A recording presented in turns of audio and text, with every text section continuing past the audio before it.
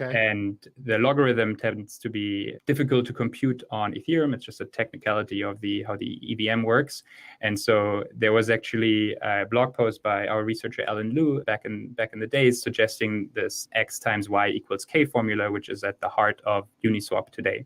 And the reason why we did not implement this as like the primary market mechanism for prediction markets back in the day is because we thought that front running, or specifically what now is coined MEV, was a large problem with these kind of markets. And we thought that batch auctions, or like arguably more fairer auction mechanisms than these pseudo-continuous price time priority auctions, would be a better suited mechanism for Ethereum. And so we kind of punted on the idea of automated market maker and went straight into, MEV resistant auction mechanisms.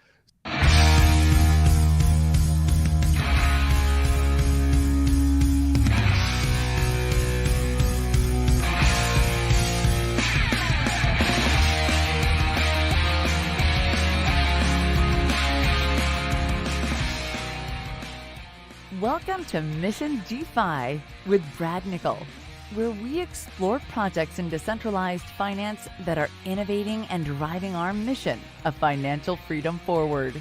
Thank you for listening. If you like what you hear, please subscribe, rate, and review Mission DeFi and spread the word by posting a tweet to the show.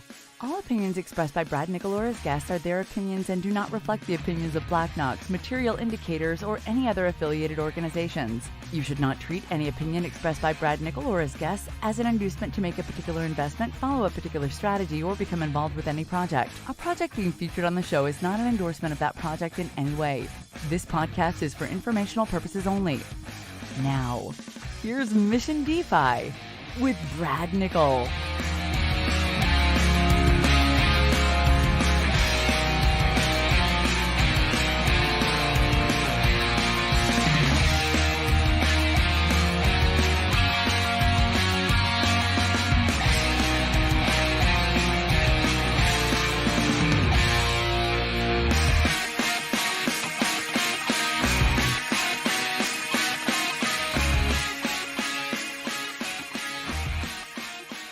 I am excited today to have Felix Leupold from Gnosis and COWSwap, which is part of Gnosis, but that was kind of the hook for me asking him to come in because I think there's some really innovative and cool things happening. And that's what we're all about, is talking about innovation in the DeFi space, helping people make more money, save money, and be a bit safer. So first, Felix, let's talk a little bit about you. You have kind of an interesting background, having interned at Google and then worked for Facebook, I think, for a couple of years. So would love to kind of hear your background, where you're from, and how you ended up in this insanity that is blockchain and crypto and DeFi.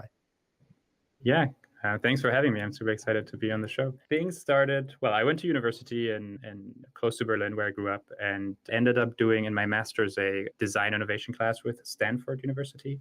And that's where I kind of got exposed to Silicon Valley, and I fell in love with the atmosphere and kind of the spirit and entrepreneurship there, and made friends with people that referred me at these big tech companies. And so I was able to do an internship and later on join Facebook full time. So I worked there for a couple of years on end-to-end encryption to start with. So we're trying to build end-to-end encryption into Facebook Messenger. And I was always interested in cryptography, but then also when blockchain and cryptocurrencies came up, I started to follow that. My first exposure to Ethereum was in 2015 at DEF CON 1 in London. I was working for Facebook in London at the time, and Martin and Stefan, the two founders of Gnosis, who I went to university with, told me that they were in town and that they had, could get me into this conference, and it was an interesting conference to listen to. So I said I came along, and that was the first time I got exposure to the space. And then it took me about 3 more years to realize that it's something I want to do full time and actually dedicate most of my work life to. And so in 2018, I decided to join Gnosis full time and have been working on decentralized exchange protocols with them ever since. So you guys already knew each other going into this. So you were friends in college? Yeah, friends, I think they were 1 year above me, but we did some projects in college together. And I remember speaking to Martin about Bitcoin in 2012 or something like that. Yeah. What was it like, working in Facebook and trying to add into encryption to Messenger, I mean, did you find that you were inheriting a lot of legacy there and it was difficult to do, or was it something that the company was really interested in making happen? The company was interested in making it happen, and it was relatively easy to do just because WhatsApp was already end-to-end encrypted at the time, and we used the same encryption protocol and even the same underlying library to implement. Basically, we didn't write our encryption algorithm ourselves. The issue then became more fundamental into, would it be an opt-in or an opt-out feature? Basically, do people have to enable it? And that's what the company decided to do at the time, which basically led to very few people using it, and the amount of resources that the team was willing to put into this feature at the time decreased. And so, yeah, it was not something that took off. That's an interesting renaissance soon. Yeah, that's a very interesting strategic decision by them to make it an opt-in, something like into encryption. It obviously makes you think that there are other, I mean, I don't want to spend all our time on Facebook's business decisions, but it's obviously that there was some other potential motivations there for not making it standard. So anyway, okay, great. So you ended up in a better place. You ended up at Gnosis, and Gnosis, I don't think people really fully grasp, or there's probably a lot of folks that don't even understand what Gnosis is or what it does, but I don't think they even fully grasp how critical a piece of the DeFi infrastructure it is and how much the products from your company actually mean to what we're doing. Can you kind of give us an overview of what you guys have been working on, are working on, and why it's important? Yeah, so Gnosis as a company raised funds back in 2017 to build decentralized prediction markets on Ethereum. And well, the ICO back in the days was very successful, and so they ended up with a bunch of funds that they needed to store securely in this new upcoming team. And they realized there was no really a good way to store larger amounts of funds on Ethereum, well, while keeping custody and having at the same time like a multi-signature structure or like some form of distributed trust between team members. And so Stefan at the time started to write a multi-signature wallet for this new platform. Ethereum just launched not so long ago, and that was how the Gnosis Safe was born. Basically, out of the necessity of our own team to store its funds safely and securely. And soon we realized that Gnosis Safe or a multi-signature wallet for the decentralized web could be what the browsers like Mozilla or Chrome were to the internet. So basically the entry point, the gateway for people to interact with this Web3. And so we thought this was a very interesting and strategic product to further develop. And so we built a real team around it, which at the moment I think has around 25 people on it. Wow. And we grew the product. Initially, we focused a little bit on mobile. Maybe then we realized, okay, it's really for teams that we should focus on and go back to like this web-based model for larger teams and larger amounts of funds. And I think at this point, I'm not working on the team, so I can't give you the actual number of the moment, but I think we have more than $50 billion worth of assets stored in Gnosis Safe at the moment. So it's really the go-to solution for storing larger amounts of funds in a secure and distributed fashion on Ethereum. Right. So the core idea, I think the kind of core use case that most people come to you for is, we have all this money, whether it's for a project that's sold a token or a fund that's managing other people's money and buying and trading. We have all this money and we don't want one point of failure with one human being controlling that money. So Gnosis gives people the ability to have multiple people required to transact those funds in that wallet. Safe does, right? Exactly. And there's many more features that smart contract wallet, basically a storage solution where you can add arbitrary code, arbitrary logic to, allows. You could, for example, say that up to a certain amount of money, we only require one signature or two signatures, because that's our kind of daily cash that we are willing to spend. You can also have recovery mechanisms. If you lose access to one or even a few keys, you can have logic in place that there could be a trusted set of guardians, for example, that can unlock your ownership structure and basically replace owners in case there's no transaction for more than 6 months or whatever logic you would like. You can really program this wallet to do any kind of transaction logic, any kind of owner structures. And so it's really powerful when it comes to managing funds in a self-custodial fashion. In that regard, so it's kind of a hit by the bus. I always tell people in contract negotiations and that kind of thing that you need a hit by the bus clause. Like what happens if one or more people get hit by a bus? And I think that obviously covers for that. Is that something that the average user within the interface of Safe can actually implement this logic, or is this something where you've got to have a developer actually writing for it?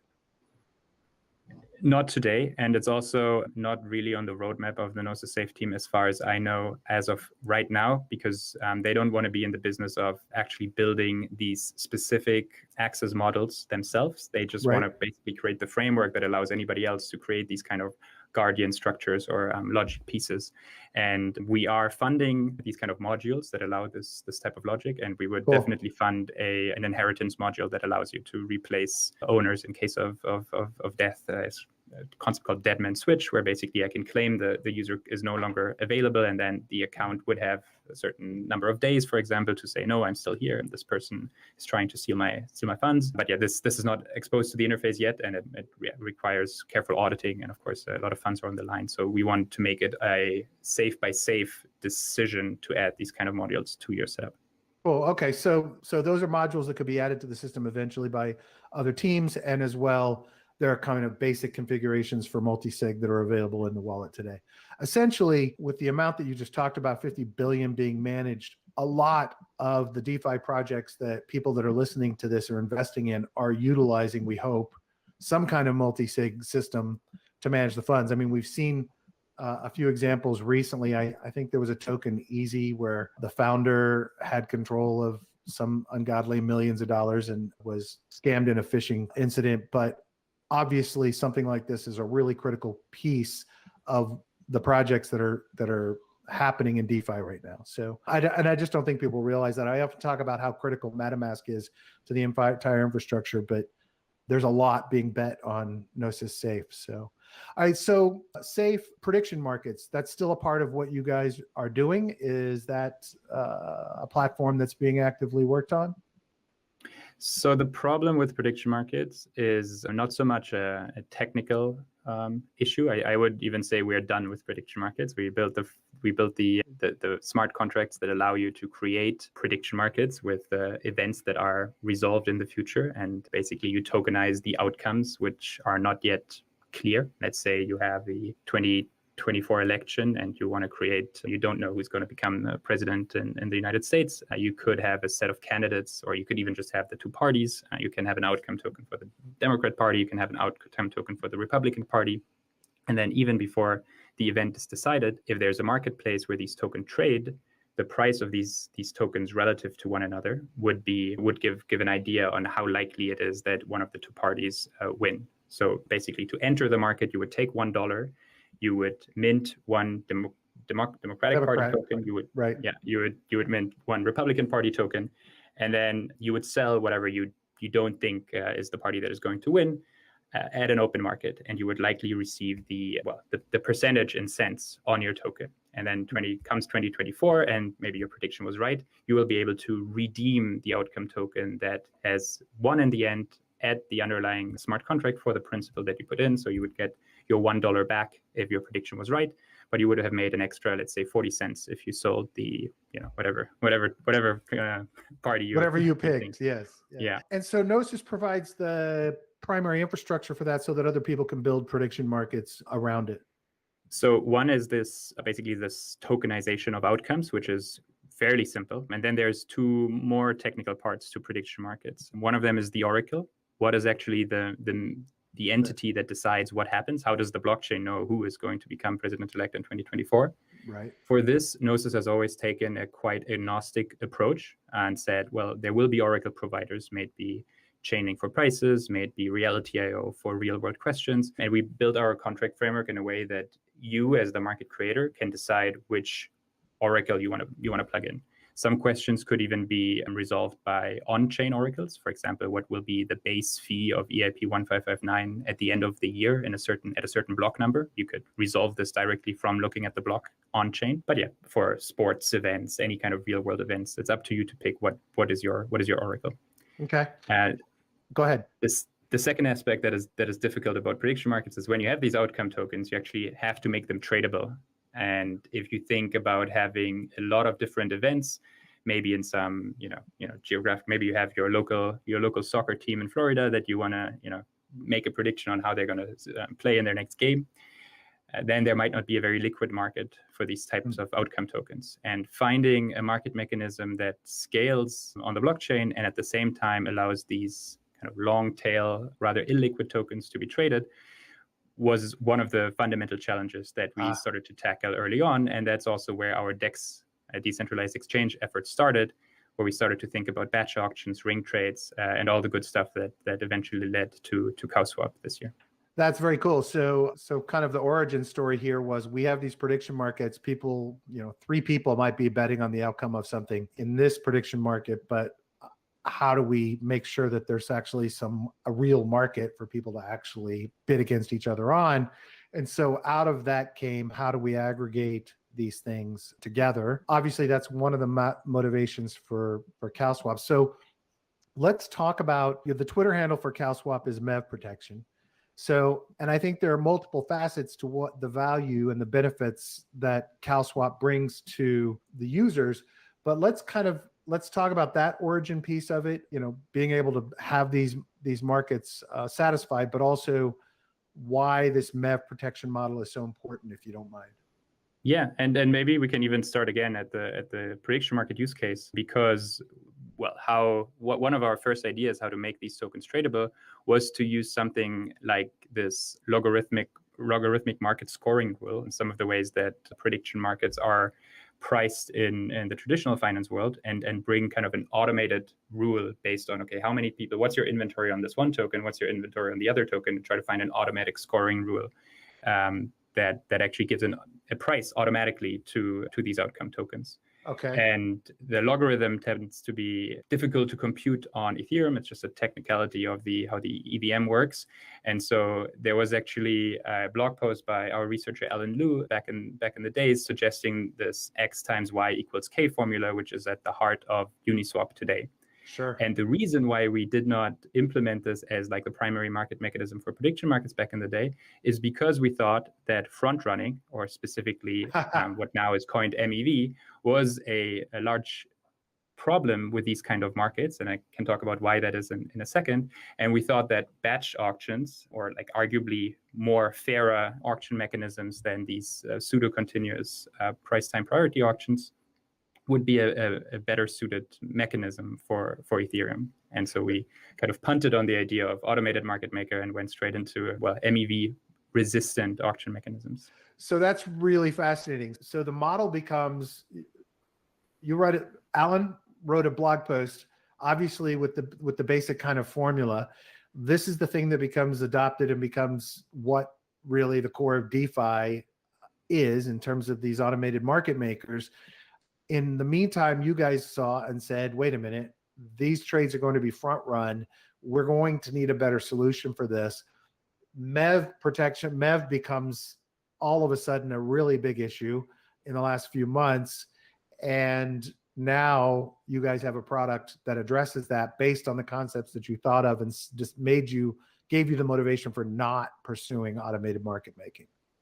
Mission DeFi is sponsored by Material Indicators. Material Indicators brings science to investing and helps investors make more informed and smarter trading decisions. Their powerful community of thousands of experienced investors is free to join and is available to anyone that wants to learn more about trading crypto successfully. Visit their website at materialindicators.com. That's materialindicators.com. Or join their community on Telegram by searching for Material Indicators.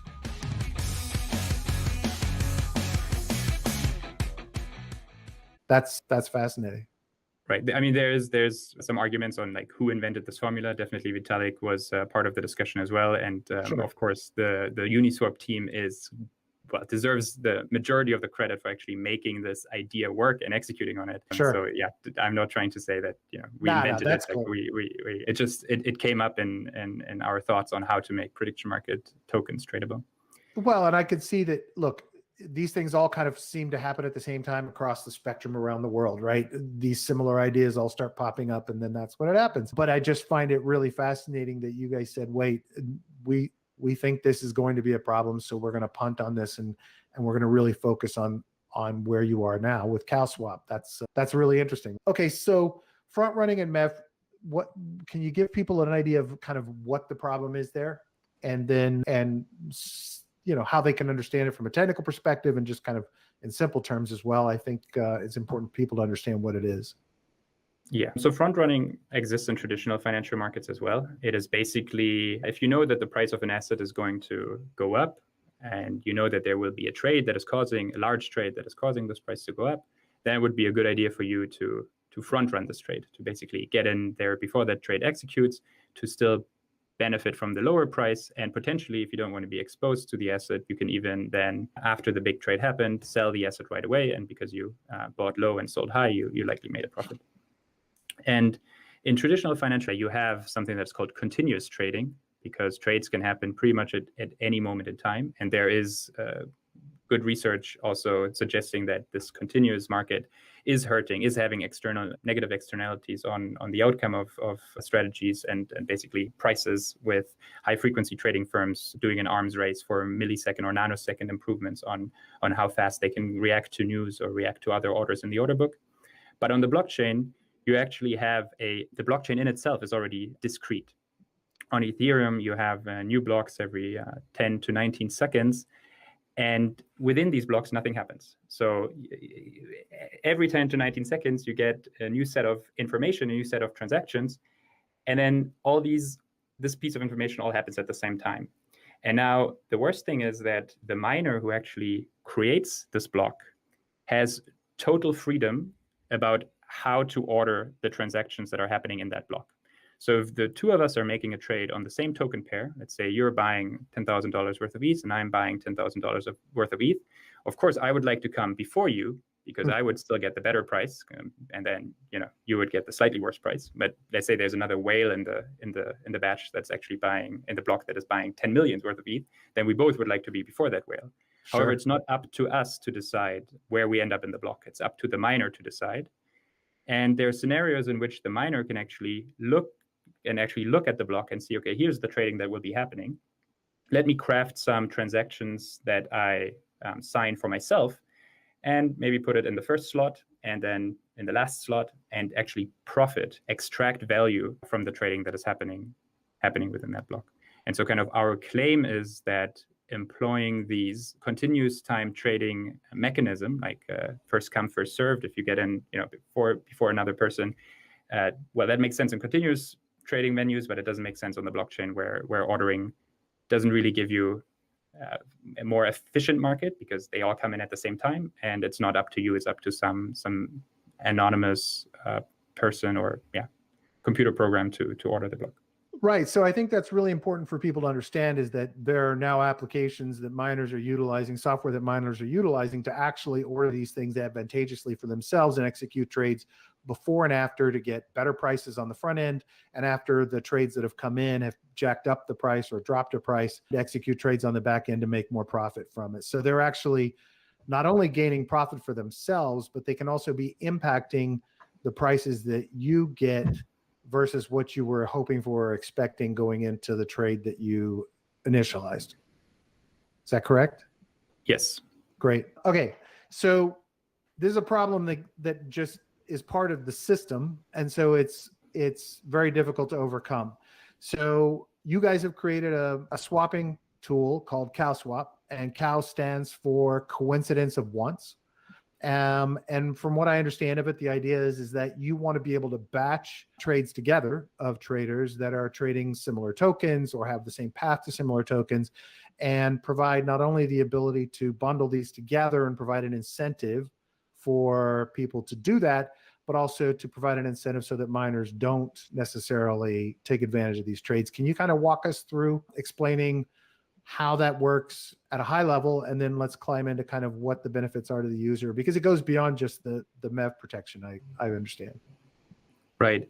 So the fundamental thing that we want to avoid is that if two people are trading the same token pair in the same batch or in the same block, they should not be getting different prices. They should be getting the same uniform clearing price, because we think that there is no information advantage of you being in slot 39 and somebody else being in slot 41 of that block. Sure. All the information in one block should be valued the same.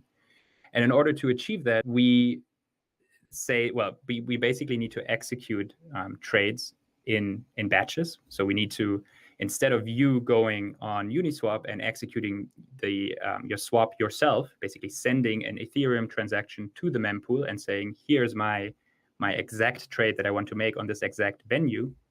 What we need people to do is to just sign basically an order, an abstract order saying, I'm willing to sell token A for token B at that price. But I don't really care at which venue I'm selling it. I'm just saying, here's my reserve price. And then handing off this signature to a third party, which is collecting all these orders, batching them together, trying to find what you refer to as coincidence of wants. So one concrete example of how we can add value to the user and how we can provide fundamentally better prices than any other DEX solution on chain today is by matching people that want the exact opposite directly with one another, rather than sending them to, let's say, SushiSwap or Uniswap, where they would have to pay 0.3% of their traded volume to liquidity providers as an LP fee, as well as pay an extra amount of execution cost, because actually invoking Uniswap requires more computation, so your transaction will also be more expensive. So by settling people directly with one another, we can save gas. We can save on fees that we send to this external liquidity source.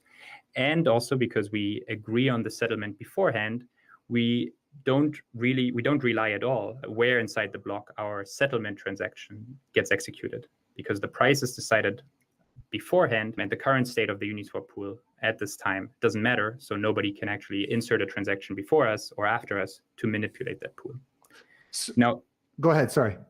Now, of course, it doesn't happen very often that we can trade the entirety of our user orders directly with one another. It's, of course, something we would like to get to, but the reality is that there's a cow in a couple of, some fraction of batches. We actually have significant amount of value that we can settle with cows, but almost always we have some excess, some value that we cannot settle peer-to-peer.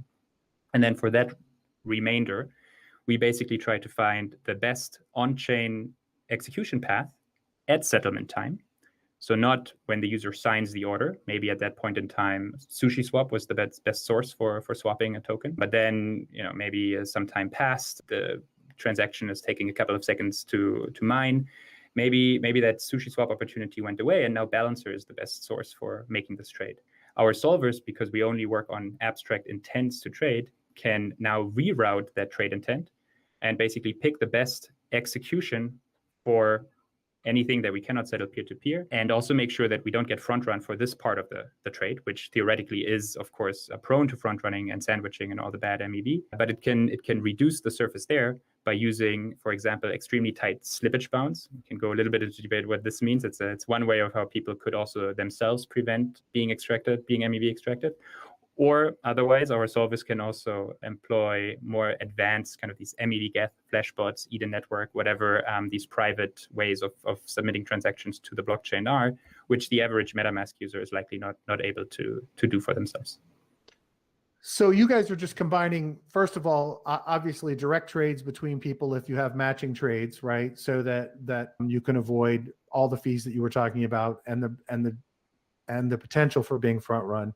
And then your algorithms, these tools that you call solvers, that you also expect to be third party provided at some point, right? That people will create their own algorithms to optimize this process. And the more they do, the more they make creating a solver for your network. But ultimately, it's about, can we get to the best price possible for these traders based on what they said they requested by trading directly and or by reducing the components of a trade that the average trader may or may not know they need to be doing to reduce their risk of MEV, of being front run in these kinds of trades. Is that about right?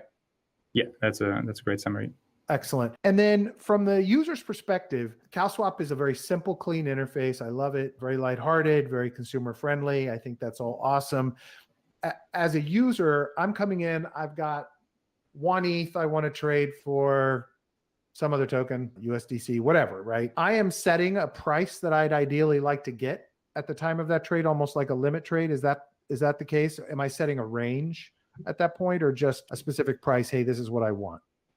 So the COWSwap interface works exactly as Uniswap. Okay. We do a price estimation, looking basically at what is likely a good price that you can get, what is the current market price. And then we translate that into a limit order, basically adding a little bit of slippage onto that limit price and sending onto the current market price and sending that as a limit order to the system. Okay.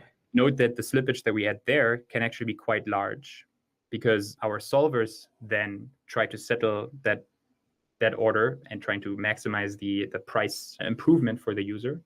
And then when they translate the actual settlement into an on-chain transaction and reach out to the AMMs on-chain, they can, for these sub-interactions, set an extremely tight slippage. So basically, they can compute what is the current state of Uniswap and require the transaction with Uniswap to use that current state. So the transaction would fail if somebody tried to insert large amounts of trades before or after, basically making the settlement not front-runnable or not sandwichable. That's awesome. Okay, so obviously it's highly complex what's happening in the back end. The bottom line for the end user is better pricing because, or tighter pricing to what they wanted, because of the things that you're doing to make sure that their price is not manipulated dramatically by the time it gets to it. On the other side of this, what's the average? I mean, is this a longer time frame of waiting for these trades to settle from what the average user would expect? So we're still experimenting with that. Right now, we wait for about 30 seconds after receiving an order to see if we can find a matching cow for this order. Right. And if not, we just go ahead and settle it with the best on-chain liquidity, just like a DEX aggregator would. Sure. And we're actually incorporating multiple DEX aggregators as solvers under the hood. So even like if there's 0x nobody else, protocol, that kind of folks. 1inch, Paraswap, Right. yes. And so even if there's nobody else trading on COWSwap at the same time, we still provide an extra benefit to the user because we're kind of a meta DEX aggregator, because we will check what between all the DEX aggregators that there are has the current best execution and use that. But of course, the real benefit comes from having multiple people in the same batch. Gas efficiency savings, as I was mentioning before. Even if people just trade on the same token pair, instead of reaching out to Uniswap 2 times, we can just batch the amount that needs to exchange with an AMM into one interaction and also save on gas. So the bigger our batches become, the more user orders we have per batch, the cheaper the execution becomes for the individual user. And so as to your question, what happens on COWSwap? Yes, on COWSwap, we're mimicking the Uniswap experience, but the underlying protocol, which is what we really aim at developing.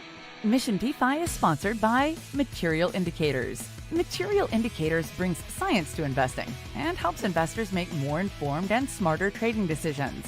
Their powerful community of thousands of experienced investors is free to join and is available to anyone that wants to learn more about trading crypto successfully. Visit their website at materialindicators.com. That's materialindicators.com. Or join their community on Telegram by searching for Material Indicators.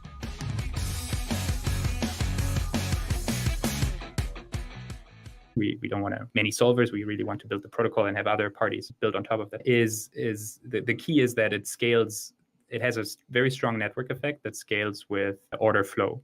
And so if we're looking for other interfaces to also integrate their trade flow into this underlying protocol so that we can aggregate orders that are coming from the COWSwap UI, that are coming from the Balancer V2 UI, and maybe other wallets, other integrations to really give this positive network effect that comes from when, let's say, 20 or 30 or 50% of all trade flow on Ethereum would go through this protocol, to be able to really benefit from these aggregate network effects. So essentially, from a user's perspective, you're gaining multiple levels of assurance that you guys are actually trying to get the absolute best price for the trade that they wanted to execute, because you are not only doing what you do relevant to batching inner trades, but you're also cross-checking multiple networks best price gain, like 1inch protocol, 0x protocol, which is behind Matcha, and those kinds of things. So from a user's perspective, it seems like there's really no downside to moving to COWSwap, right? Are there things from a conveniences perspective, or other things that users should be aware of when using COWSwap? Maybe one more technicality on like how the solvers work. Basically, it's a decentralized network of solvers that can propose settlements, and we are kind of agnostic. Anybody could be a solver and propose a possible solution. And then it's part of the protocol to rank what is the best solution, what is the fairest solution for the user. And there we basically sum up the price improvement that we give on all the trades that are included in a settlement. There's a small offset for how expensive is the settlement. So if it really costs a fortune to trade a user's trade for just 1 cent price improvement, we might not consider this as really better. But basically, the protocol just decides from all the solutions that have been submitted, what is the best one. And currently, yes, as you said, we have the main DEX aggregators integrated as solvers, as solution providers. And so from a user perspective, you're guaranteed to get the best of what is currently available on chain. And from a user's perspective, I'm no longer worried about gas prices, right? I'm telling you, I'm signing a transaction that says, please go find me the best price, but I'm not having to sit there and calculate or decide what range of gas I want to pay, because you guys are building that into the overall price, right? So you're reducing complexity for me and the things I have to think about, and you're also optimizing on price for me as well. Right. This was your question was what is different in user experience? Yes. One thing that is fundamentally different is that the user does not have to hold ETH in their account to actually trade. And well, today, if you swap US dollar for a project token on Uniswap, you actually have to pay some Ether to make this transaction happening. Since we are already not relying on you sending transactions for trading, but just off-chain signatures saying that you're willing to trade token A for token B, what we can do is we can just and of course, settling that trade costs the solver some money. So there needs to be some fee, but the fee doesn't have to be paid in ETH. The fee can actually be paid in one of the tokens that you're trading. So when you're buying a project token with US dollar, you don't have to sell your precious ETH for transaction fees. You can actually pay for that trade in your sell token, for example. And that, of course, from a user perspective is extremely nice because, well, they don't have to sell their precious ETH. And also signing the order itself is completely free. You only end up paying that fee if your order gets traded. And today we have a bunch of cases, and we did an analysis at the beginning of the year where we saw about 15% of Uniswap transactions failing, where people pay a lot of gas, a lot of ETH and transaction fees for transactions that eventually don't even do anything, never happen. And that doesn't happen on COWSwap and Gnosis protocol. You only pay a fee if your order goes through. And if our solvers, for example, try to settle your transaction and it ends up failing, they will retry. They will try again, and they can only charge you once a settlement transaction goes through. Nice. And so you don't have the risk of deciding what is the correct price to pay. You don't have to speed up your transaction if it takes too long. And yeah, if it ends up failing, it's not up to you to pay for that. You only pay when your trade gets through. So is there a separate transaction for the fee, or am I seeing that bundled into the overall price? It's basically taken from your sell amount. So when we route the sell amount into our settlement contract, we only we keep a fraction of that inside the settlement contract, and that is to cover for the execution costs that the solvers incur. All right. So do you all envision this also? Obviously, gas fees are less on things like Polygon and other networks, but do you also envision moving on to these other protocols for, number one, providing other tokens that may not be available or traded as much on the Ethereum mainnet, but number two, potentially then moving into a cross-chain scenario where something may be better priced, say on Polygon at the moment than it is on, I guess it's almost an arbitrage, than it is on mainnet or Phantom or whatever. Is that something you guys envision moving COWSwap into? Exactly. I mean, that is the holy grail, I think, of batch auctions. Maybe to cycle back a little bit, one of the fundamental ideas of our trading mechanism, and coming back to prediction markets, kind of this network of tokens, was to move away from two-dimensional order books, where basically every token pair is denominated in a common quote currency, into a multi-dimensional network of order books, where basically you can trade any token for any other token pair, and then look at the set of all these n-dimensional orders holistically. Because we saw that, for example, the US dollar had a fragmentation of markets, just because there's DAI, there's USDC, there's UCT, there's probably more than 10 assets, all representing the same underlying thing, single US dollar. And now with layer 2, we're seeing an even larger increase of this fragmentation. Basically, now there's not only one marketplace for ETH USDC, there's a marketplace on Polygon, on Binance Chain, on Exta, you name it. And so one fundamental idea of these multidimensional batch auctions was not only to protect people from MEV, but also to make it so that we can always get kind of this uniform clearing price, which is arbitrage free in and of itself, so that users don't have to try, well, I can trade $10 here and $100 here and $100 here, and then I get the best average price, kind of what DEX aggregators do today, but doing that cross-chain and in an kind of, ultimate batch is what we definitely want to get to. That being said, right now we're focusing on Ethereum layer 1 as our main chain for traffic and order flow. We are launched on XDAI, and we also see a significant amount of trading volume on XDAI. We are definitely open to launching on chains that run EVM implementations, and we are looking into and researching how this kind of cross-chain batch auctions with different bridge technologies can work. But that's probably cool. quite a long way out before it's reality, looking at how long it took to get where we are.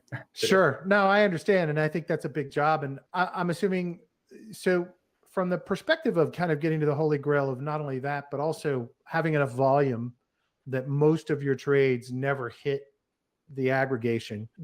I like to climb a little bit kind of into the business of, first of all, does Gnosis make money from transactions on COWSwap? At the moment, no. At the moment, we are subsidizing the fee that we charge users on their trades. Like, we basically estimate how much gas it will take to settle it, and then we reduce that amount just to provide an incentive for people to trade and to capture order flow and validate that hypothesis that by aggregating trades together, we can actually save money in the long term. It is, as to the business model, so these fees that are accrued is, of course, a stream of revenue that is already like a good start for a business model. Sure. And then we have a bunch of costs. Of course, solvers are probably going to be for-profit entities, and they incur costs for actually executing these transactions. So solvers probably will get a significant chunk of that revenue just for making up the cost that they have for submitting transactions, as well as the cost of running these potentially very sophisticated algorithms. And maybe we also probably don't only want to give the winning solver some reward, but also maybe have something like the uncle reward on Ethereum, where the runners-up also gets some part of the fee. But our goal in the long run is, of course, to, with the protocol, accrue more revenue than we have in cost. And then that revenue can be, is part of the protocol and can be given to holders of, the owners of the protocol, which at this point is still Gnosis as a company. So we have the Gnosis DAO, which is the holder, the owner of Gnosis protocol. But we're also thinking about ways of maybe giving this protocol to a larger community of people that are already using it. And but nothing is clear there. So potentially as its own community with governance and tokens, potentially whatever could potentially happen. I'm not going to hold you to what will happen, but okay. So from the perspective of kind of adoption, I'm assuming that a primary method of adoption is through integrations. You talked about that a little bit earlier. Wallets utilizing it as their swap, right? I saw something recently where MetaMask is doing 10 million per month in swaps, but I would have thought that would have been more, but I can see, kind of integrating COWSwap. That's 10 million in revenue for them, not 10 million in swaps. I can see COWSwap being integrated with a MetaMask, with other wallets, with other swaps that people already offer to market. Is that kind of where you guys are pursuing for distribution, or are you very focused as well on just getting people to the COWSwap interface?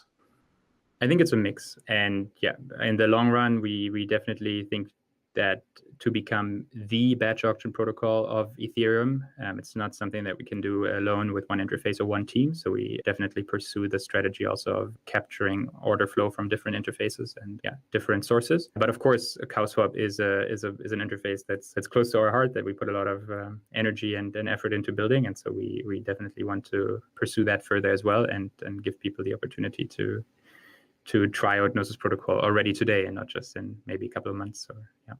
Yeah, so you'll have a powerful brand that you build up because you want people to come to COWSwap and use it, but you can also be powered by in other interfaces with COWSwap, and then those people utilizing it, I assume from a profit perspective, would have some small transaction fee they could add on to that. And I'm assuming you were talking earlier about the solvers, that you really want that to be a competitive market, right? So that people are constantly working to improve the algorithms they use to solve for the best price. And that obviously is great because they're making more revenue, but they're also improving the COWSwap experience. The synergies of creating a marketplace of solvers and feeding the market, I think is a really cool formula. I like that a lot. Exactly. Everything And now also is currently internal, right? yes, but at least in terms of kind of to also capture the complexity of this issue of this mathematical problem of actually matching many orders in an n-dimensional batch auction to capture this polynomial or this huge mathematical complexity. We think that having a competition and having different heuristics and different solvers competing is a way of how we can actually guarantee that users in expectation will get close to optimal executions in the long run. So I can definitely see that being powerful. So I got to imagine that as you guys started down this path of how long have you been working kind of on this batch protocol before it became COWSwap, I guess?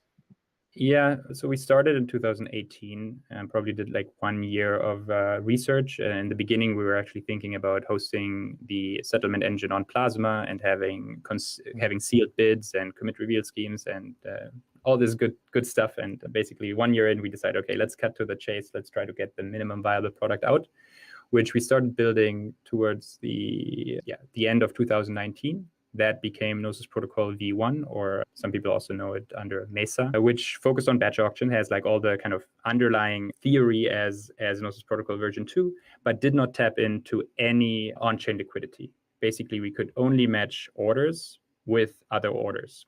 And that turned out to be a huge chicken and egg problem because we had to basically compete against the entire atomically composable liquidity that is available on Ethereum. And that turned out to not be practical. There were also some other issues that we had to deposit into the settlement contract and withdraw, and your orders were done on chain, which with the gas price spike we saw in 2020 was, in hindsight, a very bad idea. So with Gnosis Protocol, we took the entire order flow off chain. We also don't require people to deposit anything anymore beforehand. But really the breakthrough idea, I would say, was to be able to tap into the atomic liquidity pool that is on chain and just, instead of competing with existing AMMs, just leverage them. Yeah, that's great. I think that makes a lot of sense. I can imagine that, it starts off as something like, well, yeah, we'll just trade amongst ourselves, amongst the people who are utilizing it, and we'll pick the best price and that'll work. But obviously this becomes a really complex, pretty intense development process. I can certainly see how that was a lot of work. Are there other things kind of coming for COWSwap that you guys really need to pursue or want to pursue, that you're already kind of running into and saying, oh, wow, we can improve this X amount because we've already discovered from the usage levels? And are you happy with kind of where your usage levels are right now? No, we would definitely want to increase our usage levels for sure. There was like a 2-day period just after we upgraded our smart contract from the alpha version to the version 1, I think about 2 weeks ago, where we gave out an NFT for people that were trading 2 days after the launch of the new contract. And we saw a very big increase in traders during those 2 days. We also realized that we have to improve some things in our infrastructure to make sure we can actually handle this kind of throughput. But we also saw something very interesting, which was this hypothesis that if we have enough order flow, we can actually offer significant price improvements to users. And during those 2 days, we could see our average amount of trades per batch go up and the average amount of execution cost per trade go down at the same time. So this really validated our theory that if we can get enough order flow, if we can batch execution together, we can actually give users not only better prices via COWS, but also cheaper execution because we can aggregate interactions and settle trades cheaper from a gas perspective. And that was really cool to see and really promising. That's nice to have that validated. I think that's awesome. For me, I think it's a really tough thing. I think the reason I keep talking about the integrations is I think it's really a critical part for your success, right? Because we have, I will tell you, I listened to your interview with Hasu and loved it and was excited about it and went to COWSwap and played with it. And then I went back to my daily routine of liquidity pools and yield farming and didn't exit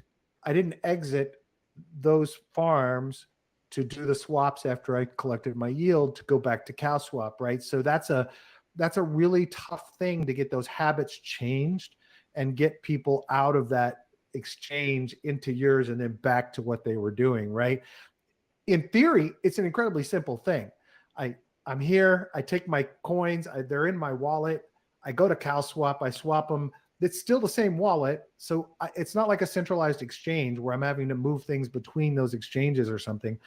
And it's still there, and I go back and I put it back in and compound, or I do whatever I do with it. But it's amazing when you said that just now, the fact that I was very excited about COWSwap. I understood the value. I understood the benefits to me, and I used it for a few days, and then I got back into my habits and patterns. And so from my perspective, I think one of the biggest things for you guys is, an integration in my wallet or an integration with these exchanges I'm using. And I'm not telling you how to run your business, but it's good feedback, definitely. It was really something that you just made me think about. It's like, wow, COWSwap has all this benefit to me. I can save all this money. I can make sure I'm not being harmed in a transaction and I'm not wasting my fees. Yet I didn't go back. And I understood the concept. That interview with Hasu was phenomenal. So I really think I need you in where I'm already working, right? And so I'm hoping that from a business development perspective, you guys are able to pull off a lot of that kind of integration work, because breaking those habits is going to, I think, be hard for people to do. And anyway, sorry, my 2 cents on how you should do things. Very good feedback. And we are talking to various wallets. We are talking to various DeFi analytics sites that offer swaps as well. We have this partnership with Balancer already announced to become the default trade flow for Balancer.finance users. And so for sure, we're trying to aggregate more network or more order flow and understand that, this protocol definitely has extremely strong network effects, and therefore we need to all collaborate and work together to make, and also traders should collaborate and work together to basically make sure they benefit from each other rather than trying to play games against each other and outrun each other and being first in a block where ordering matters. Yeah, absolutely. Do you find that, and I'm going to let you go, I know I've sucked up so much of your time, but I really appreciate you doing this for us. Do you find that the people who are using you on a regular basis are doing larger size trades, or are you finding that it's smaller retail traders for the most part? That's a very interesting question, and I kind of tried to force us to focus a little bit on one or the other, but it turns out it's both. We have really nice. We have some, and it's likely going to increase. The high volume trades are going to increase when we add support for Gnosis Safe as well, because we know from our own yield farming strategies that some trades where we are not comfortable as Gnosis doing on COWSwap, just because we don't want to put that much money in an EOA. However, when we look at our trades, we see some extremely small trades, people that are really benefiting from the subsidy and gas costs and that are just trying to trade $500, $1,000 back and forth. And then we see people that are trading $2.5-5 million in a single trade. So we really have both. And yeah, it's hard to focus on one or the other. So we're trying to cover both with the product. Well, that gives you good data and it makes your job more interesting, right? Trying to match up a $2 million trade versus a $200 trade. So that's interesting. Really cool. Thank you so much for your time. I like to ask everybody, are there projects, who in the DeFi space or in the Ethereum space, in terms of a project or individual people, do you think are doing really critical or important work, or so much innovation that you really get excited watching them, that you think are bringing incredible value to the kind of whole ecosystem? It's a very good question. Definitely a huge list of people. I'm personally focused on the MEV space, and so I think we can learn a lot from the Flashbots team. I think they're an incredible magnet for talent and have an incredible group of people working on this problem. I also I am following a lot of searchers on Twitter, because I think those have a lot of insight into kind of what is happening, the kind of games that are being played. And in terms of teams, I think that the Balancer team is it's an incredibly talented team doing really, really good products, and has been I think they've been underrated in the past for kind of considering the technology that they're actually building. Yeah, I think those are great. Those are awesome. Yeah, very cool. And it's funny. I mean, there's a ton of great teams. I mean, there's sure. I don't want to. There's so much brilliance, but yeah. These are not the only ones. Yeah, I'm going to have to get some folks from the Balancer team on, because they come up consistently in answering this question. What's the best way for people to connect with you personally? Gnosis, COWSwap? Yeah, COWSwap, we have our own Discord.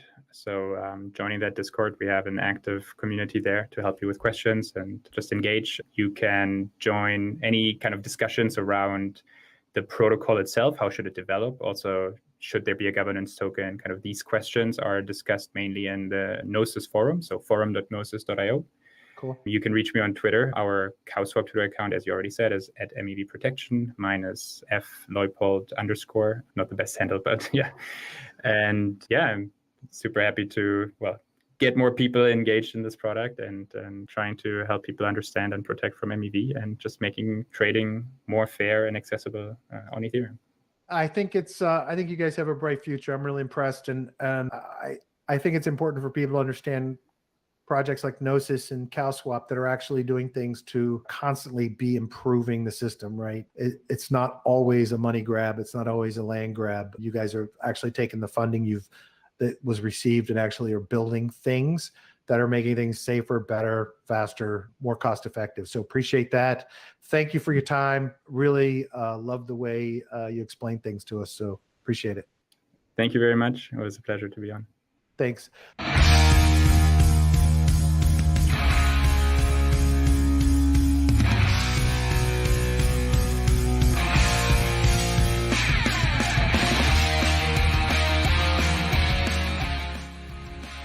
It is so amazing to hear the stories of how these things were built, how they were created, why they were created, because the people in this space are always working to solve the big problems that we face with money and that we face within the existing ecosystem.